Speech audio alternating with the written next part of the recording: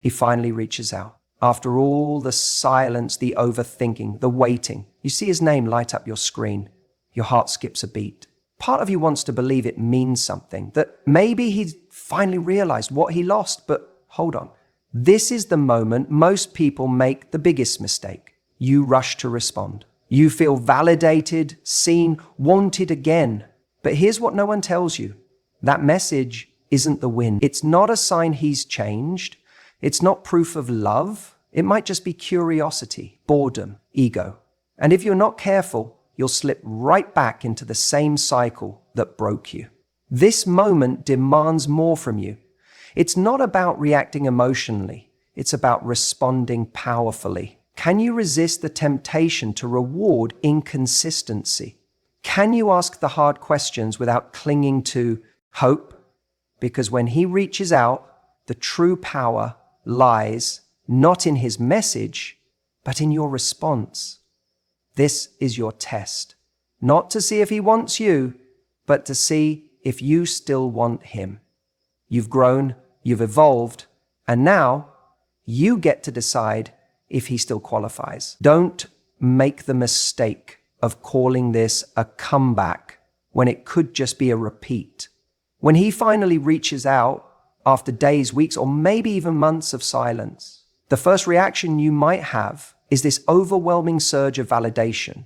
That little notification on your phone lights up and suddenly your mind starts racing. He thought of me. He misses me. He came back. And for a split second, everything inside you feels warm again. That old hope you tried to suppress suddenly resurfaces. But here's where the biggest mistake happens, and it's subtle because it doesn't feel like a mistake in the moment. You let your ego take the wheel. See, there's a part of you that doesn't just want love, it wants to win. It wants to believe that you meant something so deeply to someone that even after walking away, they just couldn't stay gone. That part of you clings to the idea that if he came back, you were right all along, that what you felt was real, that he finally realized what he lost. But that narrative, it's not always grounded in truth. Often, it's your ego whispering stories to validate your worth. And the danger is, when ego leads the way, logic and self-respect often get shoved to the back seat. We have to remember something powerful here. Someone reaching out doesn't automatically mean they've changed, or that they're ready, or that they're capable of giving you what you actually need. It just means they're reaching out. That's it. No promise, no commitment, no transformation. Just a message. But your ego, it wants to assign meaning. It wants to believe that effort equals intention, and that intention equals readiness. And that's where we go wrong. You're not alone in this. So many people fall into the same trap. They see that message pop up, and suddenly they forget all the nights they cried themselves to sleep. They forget the unanswered texts, the confusing mixed signals, the emotional whiplash. Why? Because that little ping offers the hope that it wasn't all for nothing, that maybe, just maybe, the story isn't over. And we crave that story. We crave the closure, or the second chance, or the happy ending. But here's the truth. Your value doesn't increase because someone who once walked away now decides to peek back in. Your worth was always there. You just forgot it temporarily while waiting for someone else to see it. The real question isn't why he reached out. It's why you're considering giving your energy to someone who had no problem disappearing. That moment when your ego says, see, I was right to wait. He came back. That's the moment to stop and ask yourself, am I proud of how I waited? Or did I just freeze my own growth, hoping someone else would catch up? If someone ghosted you, ignored you, or strung you along, and then reappears without context, without an apology, without any clear change in behavior, it's not your job to rush into that space like nothing happened. It's your job to protect the peace you've built in their absence. Your ego might want the victory lap, but your soul wants alignment. And that's where your real power lies. People can reappear for all kinds of reasons. Loneliness, boredom, convenience. a moment of nostalgia. Or maybe their life isn't going well and they're craving familiarity. But those reasons don't necessarily mean they're ready to show up for you in the way you deserve. And you have to be honest with yourself, not about what you wish this is, but about what it actually is. It's easy to confuse a comeback with a commitment. But a message at midnight isn't the same as a man who's clear about his intentions. A hey, how have you been, Kai? Doesn't carry the weight of, I made a mistake and I want to make things right. Don't fill in the blanks for someone who's giving you vague crumbs. Don't write the story for him. Let him show up and write it clearly, or not at all. So before you respond, before you allow yourself to get swept away in the fantasy of what this could be, just pause, take a deep breath, tune out the noise, ask yourself, if I took my ego out of the equation, if I wasn't trying to prove I'm the one he should have stayed with, would I still want this? Would I still trust this? And if the answer isn't a full, grounded, and peaceful yes, then maybe the real win isn't replying. Maybe the real win is realizing that you've already outgrown the version of yourself who used to crave this message. Not every reach out deserves a response. And not every return means you're meant to start again. Sometimes the text you ignore is louder than the one you send back. When he finally reaches out, there's often a rush of emotions that flood through you. Excitement, confusion, even a flicker of hope. And I get it. Maybe it's been days, weeks, even months. You waited. You wondered. You went back and forth in your head 1,000 times. And now, here he is, showing up on your phone like nothing happened. Just a hey or a how have you been? And in that moment, your heart starts to race, not necessarily because you're still deeply attached, but because your emotions get hijacked by the moment you've been mentally rehearsing for far too long. But here's the thing I want you to understand. How you respond in this moment matters far more than the fact that he reached out. Because the biggest mistake people make is letting their emotions lead the way. When we operate from emotion alone, especially unprocessed emotion, we tend to act in ways that don't actually serve us. You might feel like texting back immediately, maybe even enthusiastically, hoping this is the beginning of something real again. But the truth is, those first few moments, your tone, your energy, your response, they send a message. And it's not just to him, it's to you. What do you want your response to communicate? Do you want it to say, I've just been sitting here waiting for your return? Or do you want it to say, I've been moving forward with or without you? Because that second message doesn't come from silence or indifference. It comes from grounded self-worth. And that's the energy you want to bring into this moment. Responding from a place of power doesn't mean playing hard to get. It's not about being cold or distant or pretending you don't care. It means giving yourself the space to check in with your values before you check back in with him. You're not reacting, you're responding. There's a difference. Reacting is impulsive. Responding is intentional. One is about craving a feeling. The other is about honoring your standards. Think about it. If someone disappeared, ghosted you, pulled back with no explanation, and then reappeared like nothing happened, that tells you something. Not just about their inconsistency, but about how they handle emotional responsibility. So when you feel that urge to respond quickly, to seize the moment, in fear that it'll disappear again, ask yourself, what am I really chasing right now? Is it connection or is it closure? Is it love or is it a sense of being chosen again? Because here's what I know. Someone reaching out doesn't automatically mean they've changed. It doesn't mean they're ready, and it certainly doesn't mean you owe them access to you. Sometimes people reach out because they're lonely. Sometimes they miss the idea of you, not the actual relationship they failed to nurture. Sometimes they're just checking if the door is still open. So your job is not to make that easy for them. Your job is to make sure that the door they once walked out of now has a stronger lock. one that only opens for consistency, clarity, and care. When you respond from emotion, you risk handing over all your power. You risk validating a behavior that left you confused or hurt in the first place. You risk telling someone, it's okay to treat me this way. I'll still be here. But when you respond from strength, you're not cold, you're clear. You're not playing a game, you're protecting your peace. You can say something kind, you can acknowledge the message, but you don't have to jump in emotionally. You don't have to go backwards in time and pretend like nothing happened. You can take your time. You can be curious, but guarded. You can ask questions. And most importantly, you can check in with yourself and say, does this actually align with the love I want in my life? Because love, real love, doesn't just knock on your door. It builds the door with you. It shows up when it says it will. It follows through. So when someone reappears, the question isn't, what do I say to him? The question is, what version of me is showing up now?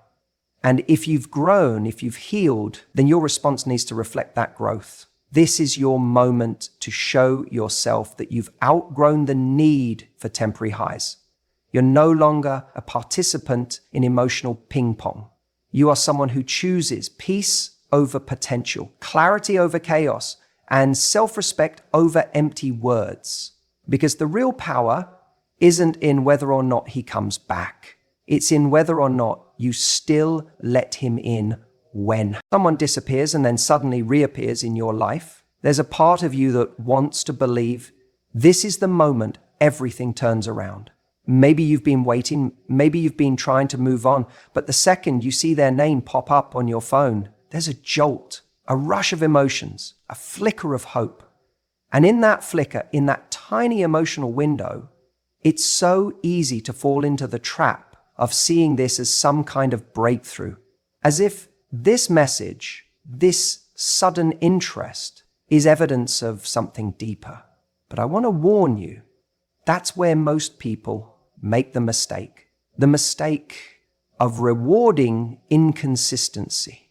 Here's the truth. Someone who left you in a place of confusion, someone who backed away when things got real or disappeared when you were vulnerable, that person doesn't automatically earn access to your life again just because they decided they're ready now.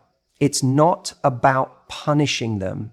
It's about recognizing patterns. Because when someone has shown you they can be inconsistent, what matters most isn't that they came back. It's what they do consistently now that they've returned. Think of it like this. Imagine you hired someone to do an important job. They start strong, show up on time, say all the right things. Then, one day, they just stop showing up. No warning, no explanation. And weeks later, they walk back in and say, hey, I'd love to get back to work. You wouldn't just hand them the keys again, right? You'd want to know what happened. You'd want to see if anything has changed. And most importantly, you'd want to see a track record before you trusted them again. The same logic applies in dating. But here's where it gets tricky, because you're not dealing with an employee. You're dealing with someone you had an emotional connection with. And emotional connections don't play by rational rules. Your heart doesn't always wait for consistency. It remembers the late night talks, the laughter, the moments when it felt like it meant something. And when that person comes back, even with the smallest gesture, those memories flare up. And suddenly your standards soften. You start justifying their absence. You tell yourself, well, maybe they were scared. Maybe the timing wasn't right. Maybe now they've realized how much they miss me. Maybe. But also, maybe not. Maybe what's really happening is that they felt lonely. Maybe someone else they were dating didn't work out. Maybe they're just reaching out to see if you're still an option. You can't know until you see their actions over time. That's the key. Not their words, not their promises, but what they actually do. Do they show up consistently? Do they make an effort to repair the break? Do they acknowledge the distance they created? Or do they pretend like nothing happened and expect to pick up where things left off? When someone reaches out after disappearing, they're not giving you a gift. They're asking a question. Is there still space for me in your life? And your answer should come from your standards, not your loneliness, not your nostalgia, because people who truly want to be in your life will show it with effort, not just with an occasional message. They'll show it by being reliable, emotionally present, and transparent about their intentions. And if someone can't give you that, if they drift in and out, showing up when it's convenient or when they need attention, then responding with warmth, attention, or hope only teaches them that they don't have to be consistent to access you. That's how we unintentionally train people to treat us. We think we're being kind, we think we're being understanding, but what we're actually doing is showing them that even if they disappear for weeks or months, we'll still be here, ready and waiting. That's not connection. That's availability without boundaries. And availability without boundaries gets mistaken for permission. So, the next time someone who's been inconsistent reaches out, ask yourself, am I rewarding a pattern that hasn't served me? Or am I holding space for the kind of behavior I actually want and deserve? Don't let momentary attention distract you from long-term inconsistency. Don't let one "I miss you" override months of silence. You are not just someone's option, you are someone's dream. And if they can't see that, then they don't get to be part of the story you're writing now. Let people earn their way back into your life, not with charm, but with consistency. You teach people how to treat you, not just with what you say, but with what you allow. And when he finally reaches out after days, weeks, or even months of silence, your response becomes a signal. It tells him what's okay and what's not. So many people make the mistake of responding as if nothing ever happened, jumping back in, replying instantly, acting like they've been waiting by the phone this whole time. But when you do that, you're not reconnecting, you're reinforcing a pattern. You're showing him that access to you doesn't require effort, consistency, or clarity. Just a simple, hey.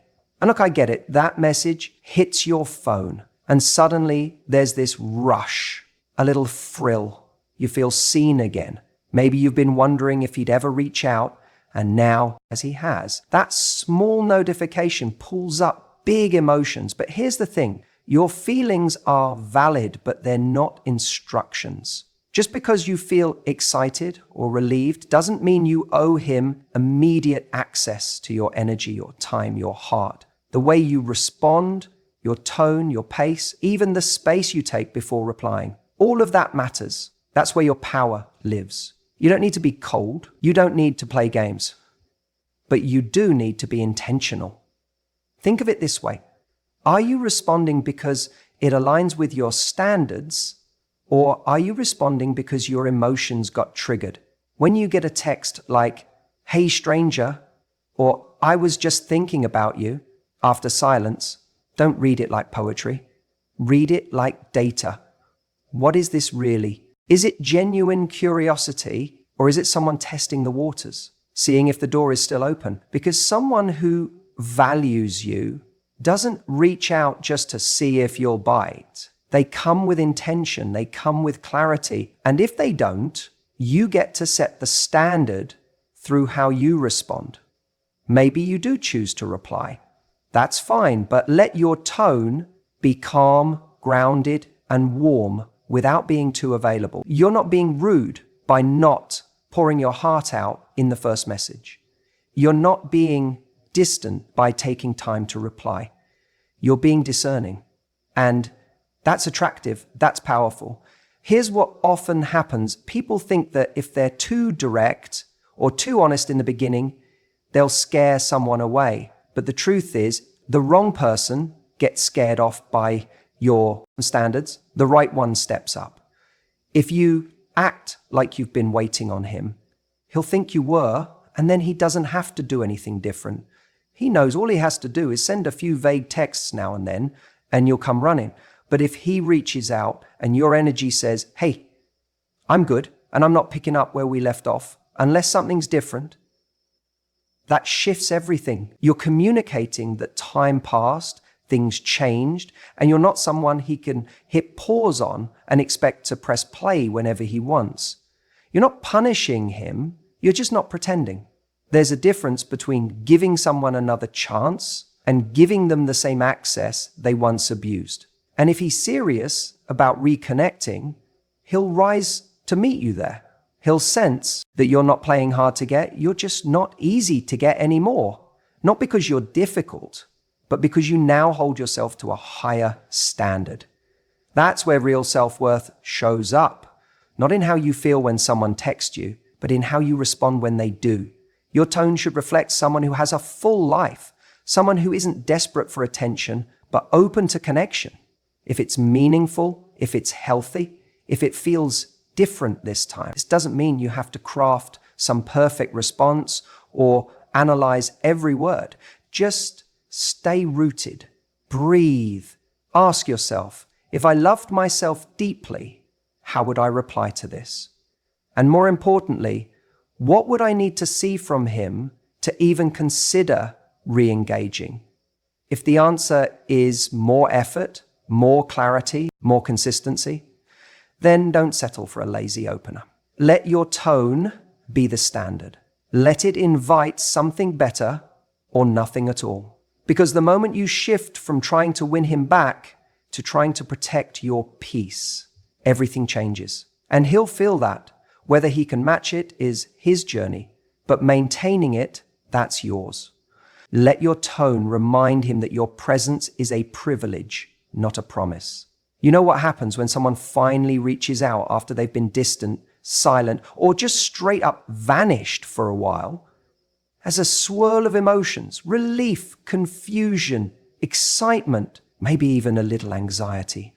And often, the first instinct is to grab on tight, to rush back in, to fix things, to make sense of it all by going right back to how it used to be. But that's the mistake. Letting that momentary contact overwrite all the clarity you may have gained in their absence. When someone reappears, it's easy to assume it means something big.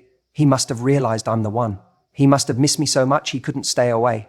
Maybe this means we have a second chance. But those thoughts, those assumptions, they're built on hope, not evidence. And hope, without truth to back it up, can be dangerous. So instead of diving headfirst into fantasy, what if, just for a moment, you let yourself get curious instead. I don't mean curious like, I wonder if he still loves me. I mean real curiosity, grounded curiosity, the kind that says, what changed? Why now? What is he actually saying? And more importantly, what is he actually doing? Because people don't always reach out for the reasons you want them to. Sometimes it's boredom. Sometimes it's guilt. Sometimes it's just comfort, a familiar face in a lonely moment. And if you don't ask questions, if you don't slow down enough to explore what's underneath the message, you risk projecting your own hopes onto a situation that hasn't earned them. So be curious, not clingy. And yes, there's a difference. Clingy energy says, thank God you messaged. I've been waiting. Let's fix this. Let's get back. I knew you'd come around. Curious energy says, hey, it's been a while. What made you reach out? Clingy energy overcompensates, gives too much, forgives too fast. Curious energy holds space, listens, observes. It doesn't jump to conclusions, it gathers data. When someone who ghosted you or withdrew emotionally suddenly reappears, your job isn't to make it easy for them to slide back in. Your job is to pay attention. Are they showing up with real intention? Or are they dipping their toe in to see if the door is still open? Ask the questions, not just out loud, but inside yourself. Is this message about me or is it about them? Do I feel respected right now? Does this person even acknowledge the silence, or are they pretending it never happened? Because if they come back with no explanation, no accountability, no sense of self-awareness, then you already have your answer. And if you respond with instant warmth and no boundaries, you teach them that they can disappear and reappear at will, and you'll still be there waiting. Being curious allows you to stay in your power. It keeps your standards intact. It reminds you that just because someone wants access to you doesn't mean they deserve it. And when you show that curiosity, when you calmly ask what changed, what they're looking for now, or what their intentions are, you shift the dynamic. You're not chasing, you're not begging, you're evaluating. You're interviewing someone for a role in your life, and they don't automatically get hired just because they showed up late to the interview. This doesn't mean you're cold. This doesn't mean you're guarded. It means you're grounded. You're centered in self-respect. And when you approach the conversation that way, you'll see things much more clearly. Because if someone is reaching out from a genuine place, they'll appreciate that you're asking those questions. They'll meet you with clarity. They'll bring vulnerability. They'll reference the past, acknowledge it, and show you how they've changed. But if someone's just reaching out because they're lonely or curious or want the ego boost of knowing you still care, they'll get uncomfortable with your curiosity. They'll try to avoid specifics. They'll get defensive. They might even back off completely. That's not a loss. That's a gift, because now you know. You're not here to convince someone of your worth. You're here to connect with someone who already sees it. So when someone reaches out, don't panic, don't chase, and don't assume it's destiny. Just breathe and get curious. Let them reveal who they are, not just that they reached out.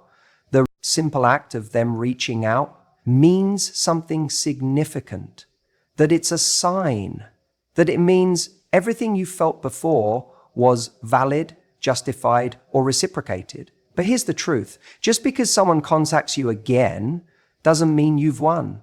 It doesn't mean they've changed. It doesn't even mean they're ready. What it often means is they're curious, they're lonely, they're bored, they're wondering if the door is still open. That's not love. That's checking the lock. We can get so wrapped up in the excitement of the moment that we forget to ask the right questions. We forget to hold on to our power. It's like someone drops a breadcrumb and we forget how hungry we were for the full meal. You spent weeks, maybe months, working to move forward, to rebuild your confidence. You cried, you doubted yourself, you wrestled with all the what ifs and the why nots. And now, just because one little message lands in your inbox, it all comes flooding back. You're willing to toss away your growth for one moment of validation? That's the real mistake. Not that he reached out, not that you responded, but that you forget the value of everything you've learned in his absence. You forget to ask, do I even want this anymore? See, when someone comes back, you have a choice. Most people don't see it that way. They think, he's back, now I can finally have what I wanted. But the true power lies in realizing that now you get to choose if he even qualifies. You're not the same person who once waited for that message. You've evolved. You've gained clarity, standards, and hopefully some self-respect. So the question isn't, why did he come back? The real question is, does he now align with the life I'm building? When someone walks away or creates distance, they've shown you something about their emotional availability, their courage, their communication, and their respect for what the two of you had. You don't just forget all of that because they circle back. You don't erase the past because a new message appears. You don't lower your standards in the hope that maybe this time it'll be different. People don't change without intention. They don't become reliable without work. They don't magically transform because they missed you on a quiet Thursday night. So often, we get so excited they returned, we forget to ask if we still want what we once did. That version of you, the one who longed for him, isn't the one standing. Here now, that version might have accepted less, tolerated uncertainty, made excuses for absence. But the new you, the you who's been growing, healing, evolving, she doesn't just pick up where things left off. She asks the hard questions. She observes. She listens, not just to what's being said, but to what's being done. The greatest mistake is handing someone the same access to you just because they knocked on the door again. Access to you should be earned, not through empty words or late-night messages, but through actions that prove growth, consistency, and care. You're not a trophy waiting on a shelf. You're not a comfort zone. You're a whole person who deserves presence, clarity, and respect. The real test isn't whether he reaches out. It's whether he shows up differently. It's whether you can trust yourself to see clearly this time. It's whether you can hold space for your standards even when your heart wants to believe the fairy tale. That's strength. That's growth.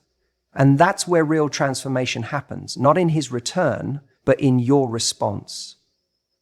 So don't let the message be the moment. Let your boundaries be the moment. Let your confidence, your discernment, your ability to walk away if nothing's changed. That's the moment. That's the victory. Because the win isn't that he came back. The win is that you're no longer waiting